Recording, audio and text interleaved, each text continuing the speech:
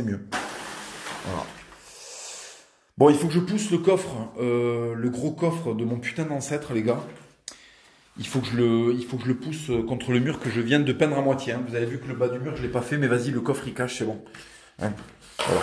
Je suis pas allemand, moi je suis espagnol d'origine. Hein, je suis occitan. Je suis occitan de cœur, espagnol d'origine. Je suis pas un putain de d'ingénieur allemand là qui finit les trucs. Stop. Voilà, stop. Me cassez pas les couilles. Oui, oui, il y a de l'espace. Oui. J'ai vu que ça c'est pas de la même couleur. Ferme ta gueule. Ferme ta gueule. Ferme ta gueule. Tais-toi. Tais-toi. Enculé. Alors, combien sur 20 Scarface? Alors cette question est géniale. 20. 20. Scarface c'est génial. Ça montre que les dealers sont des abrutis et qu'en fait, c'est de la merde. Mais que c'est stylé. Tiens, le film dit ça. Le film dit dealer, tu vas mourir jeune, mais par contre tu auras une vie stylée. Donc en fait ça a le mérite de pas être mensonger.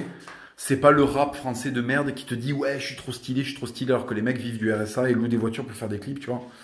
Là ça te met face au commerce de la drogue en fait. C'est-à-dire, il y a des gros Colombiens, ils font un truc des terres, ils meurent à 40 ans. Voilà. Alors, salut du gros andalou de l'Ariège en pleine montagne dans mon village. Ben écoute, génial mec, génial. Ouais, je sais qu'il y a plein d'Espagnols dans l'Ariège. Rien n'arrête la gitanie, oui, fils de pute, oui. Vous savez comment j'ai fait pour avoir une bande aussi droite là? Regardez cette bande en scotch là. Vous voyez comme elle est droite? Eh ben j'ai pris un meuble, j'ai mis une planche et je trace avec un rouleau. Qu'est-ce qui se passe? Est-ce que c'est pas de l'ingénierie de haut niveau ça? Voilà, au lieu de me casser les couilles là. Au lieu d'aller voir des tutos Laurent Merlin, le mec quand il parle, t'as envie de dire arrête-toi, on comprend pas, ça va trop vite. Ça va trop vite quand. Tu sais, quand il t'explique comment couper du carrelage. C'est le dernier tuto que j'ai regardé, ça sur Laurent Merlin. Je sais pas ce qui m'a pris, je me suis dit allez, je vais faire du carrelage. J'ai commencé à regarder les tutos, putain, en fait, faut être portugais ou très intelligent pour faire ça. J'y arrive pas. Moi. Voilà, les trucs d'angle et tout, ça me stresse. Allez, on va remettre le coffre.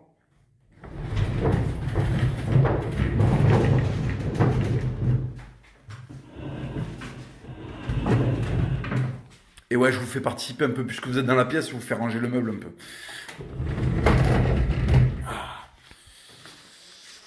Putain, on voit même pas la peinture. Je viens de mettre un quart d'heure à peindre un truc, on la voit pas derrière le meuble, regardez. Ah, j'aurais dû faire des trous, j'aurais dû laisser un trou gigantesque. Ah putain, qu'est-ce que vous me fatiguez quoi. Eh ben aidez-moi là, vous voyez bien que c'est lourd. Au lieu de faire des commentaires, il y en a pas un qui m'aide là. Le meuble il fait 10 tonnes, regarde la gueule qu'il a. Est-ce que tu crois que c'est facile de le pousser? Il y en a pas un qui m'aide là, au lieu de me dire Logan Paul, je sais pas quoi là. Alors, allez les gars, on pousse. Allez, on pousse les gars, on pousse, on y est presque. Hop. Putain, en plus je sais que ça vous fait rire, bande de merde. Je sais que ça vous fait rire de me voir galérer comme ça, je le sais. Vous êtes sans pitié. Vous êtes là pour le sang, gros. Allez, je regarde les questions un peu. Je t'accompagne avec du rouge. Ouais, ben ouais, faut profiter. Putain, j'ai que 20% de batterie. J'ai 20% de batterie. Ah. Que... Khabib ou Connor? Ben... Bon, on va pas se mentir, Khabib. Connor, il a trop fait le mongol, en fait. Il a trop fait le mongol, Connor. Il nous a foutu la honte. Hein. Il a fait des trucs... Il a fait des trucs de mongol, franchement, Khabib. Alors moi, je suis pas dans le délire islamiste et compagnie, parce qu'il est un petit peu sur les bords. Enfin, il est pas islamiste, mais on sent que, je sais pas ce qu'il pense des chrétiens, mais je pense pas qu'il en pense du bien.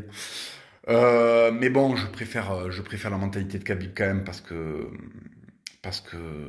c'était beaucoup plus sain en réalité que Connor, quoi. Connor, il a fait n'importe quoi.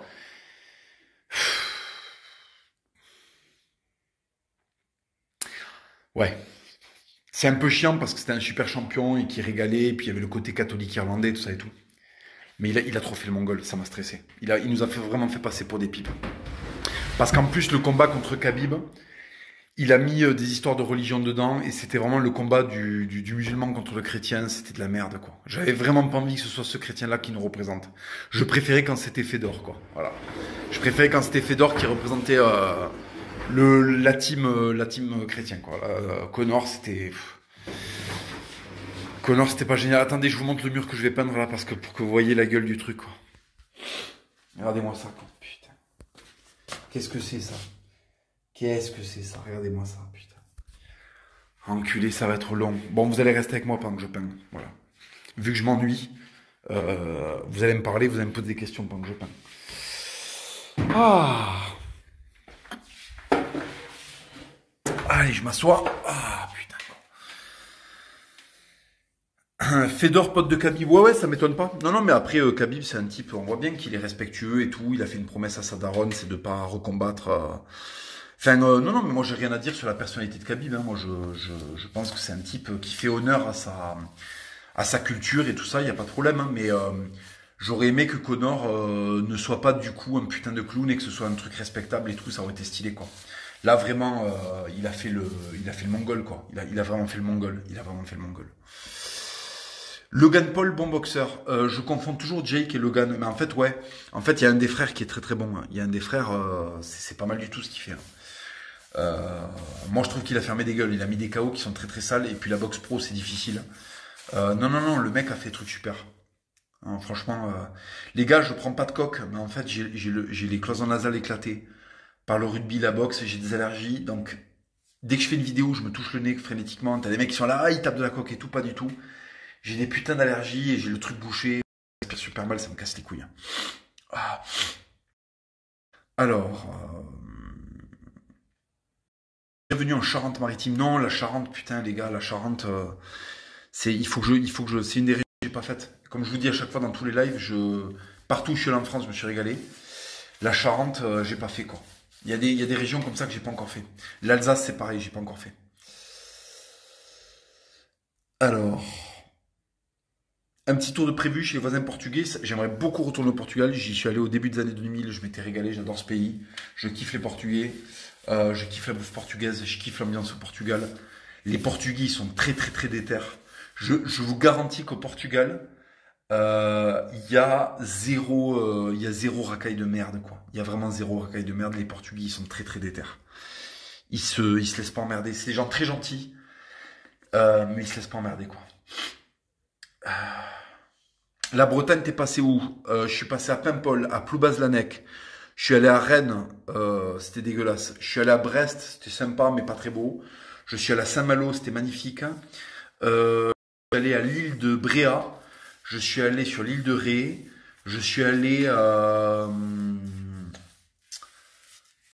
je suis allé où encore? Je suis allé dans le bled à Patrick Poivre d'Arvor. Jolie région. C'est une très très, on dirait un autre pays, c'est magnifique. Bah c'est chez les Celtes, quoi. T'es déjà allé dans le Cantal, bien sûr. Ça déboîte le Cantal. Ça déboîte grave. Très sous-coté, le Massif central. Enfin, le Massif central. Les trucs autour du Massif central sont très sous-cotés. Et même le Massif central en soi, c'est très sous-coté, alors que c'est génial. C'est une région géniale, on bouffe super bien. Putain, j'ai le nez qui me gratte, c'est l'enfer. Ah. La Bretagne, c'est devenu le Liban. Ouais, ça m'étonne pas. Ça m'étonne pas. Le problème, c'est que c'est rempli de gauchistes. Il y avait une immigration de tarés. Et puis, ce qui n'aide pas aussi, c'est que chaque été, il y a des putains de concerts. Des concerts, des Technival Rasta, avec des mecs qui de Côte d'Ivoire. Il y a Tiken Jaffa Koli qui vient et qui dit ouais, nique Babylone. Et là, t'as plein de blancs qui font ouais. Et en fait, Babylone, c'est eux. Et ils ont payé l'entrée. Voilà.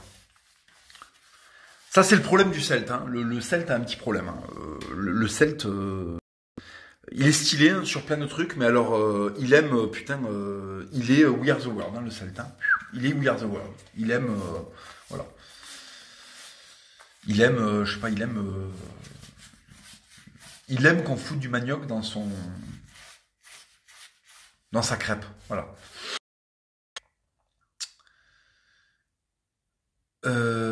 La Sarthe, enculé la Sarthe. Putain, les mecs, à la fin, les types me demandent mon avis sur des régions. Putain, les gars, mais je suis pas Mathéo, quand. Mais oui, j'y suis. Je suis allé au Mans. Je suis allé au Mans pour les 24 heures du Mans et j'avais raconté une anecdote la dernière fois sur le Mans. J'espère que ceux qui ont suivi se rappellent de cette anecdote incroyable.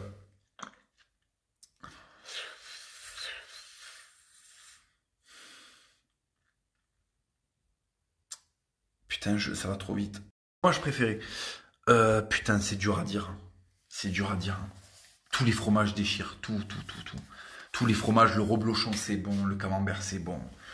Putain, mais la tome des Pyrénées, les fromages corses, même le brie là, quand ils le font vieillir, le brie bien affiné là, putain, c'est délicieux. Non, non, mais en fait non. En fait, c'est pas une question que tu poses en français, ça. C'est quoi ton fromage préféré? Non, en fait, voilà. J'aime tous les fromages, moi. Voilà. J'aime tous les fromages, même ceux avec les verres dedans et tout. Voilà. Commence pas à me poser des questions que tu poserais en anglais. Tu vois, là j'aurais dû te répondre. Well.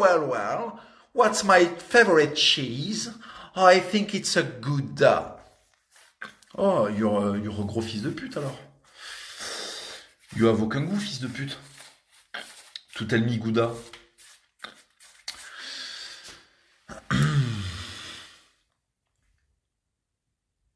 Tu penses quoi de la Pologne? Je pense que la Pologne va jouer un grand rôle dans l'Europe de demain, parce qu'en fait l'Europe occidentale va devenir le Liban.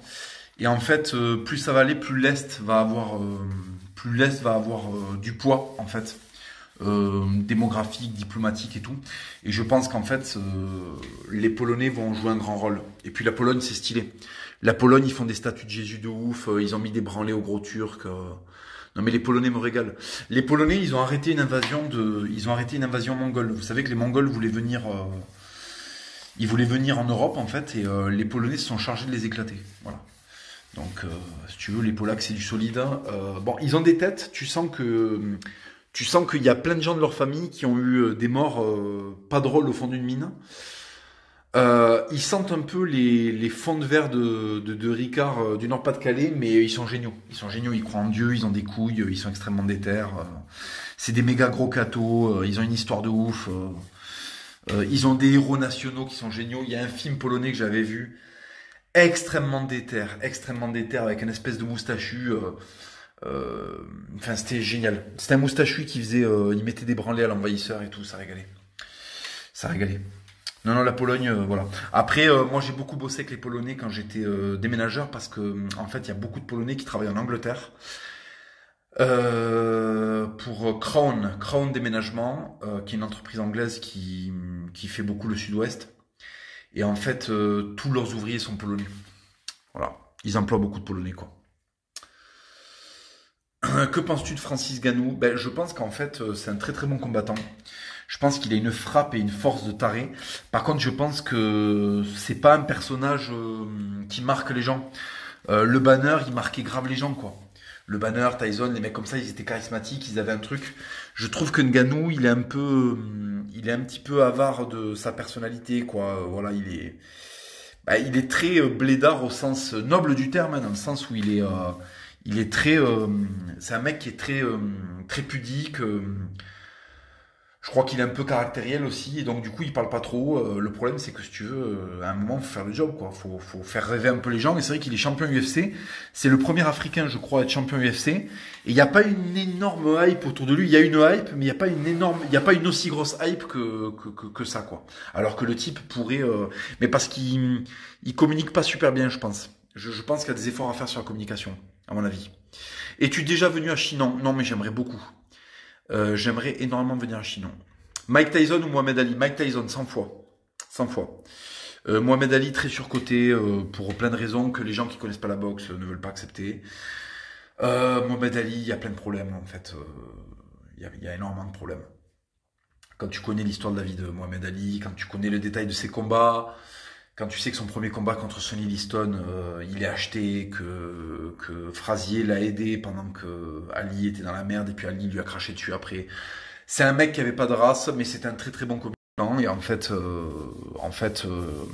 il a réussi à écrire sa légende. Alors c'est un excellent boxeur, c'est un excellentissime boxeur, c'est un styliste incroyable, Ali. Mais il est dans la tête des gens, il est beaucoup plus surcoté que ce qu'il n'était vraiment en termes sportifs. C'est-à-dire qu'il y a des boxeurs qui sont moins connus que lui, qui sont 10 fois plus machines.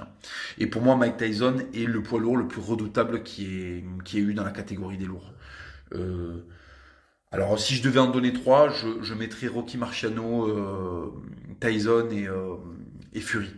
Je pense que c'est des mecs, je pense que c'est des extraterrestres, quoi. Rocky Marciano,